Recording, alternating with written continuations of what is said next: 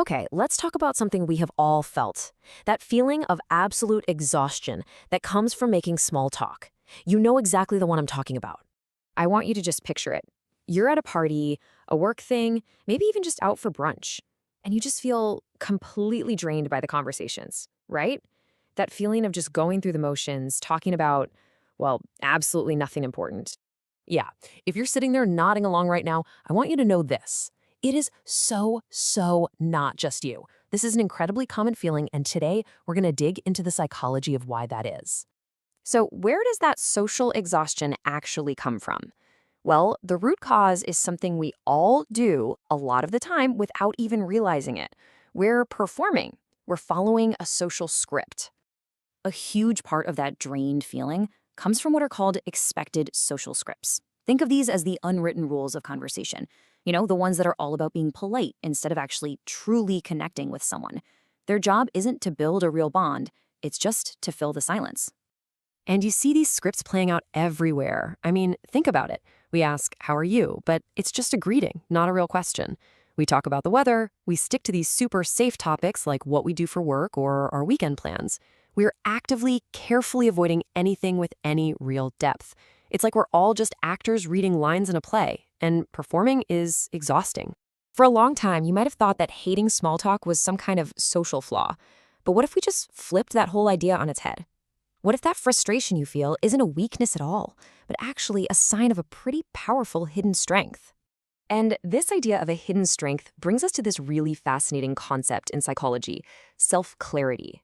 And understanding this one idea is basically the key to unlocking why you hate small talk so much.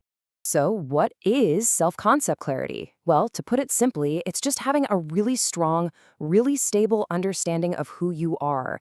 It means you know your own identity, you know what you believe in, what you value, and you don't need other people constantly telling you that you're okay to feel secure. And here it is. This is the crucial link. Research shows that people with high self-concept clarity, they just naturally prefer deep, authentic connections over playing a social part. When you know yourself that well, all those superficial chats just feel hollow. They don't line up with who you are inside. So your dislike of small talk, that's not a social failing. It's actually a sign that you value authenticity. This brings us to a really empowering distinction we need to make. It's between two words that we tend to confuse all the time. Let's talk about the big difference between solitude and loneliness. Getting this difference is a total game changer.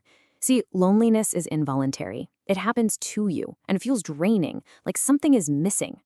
But chosen solitude, that's the complete opposite. It's an intentional, positive choice. It's not about a lack of connection with others. It's about making space to connect with yourself. And it is incredibly recharging. And that's really the key here. Choosing solitude isn't about being antisocial.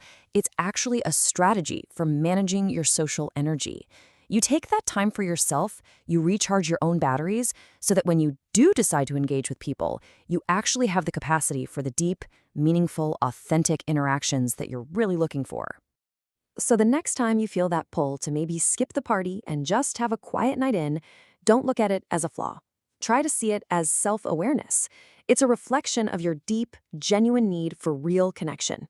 Which really just leaves one last question to think about. Could this preference for depth, the very thing that makes you hate small talk, actually be your greatest strength?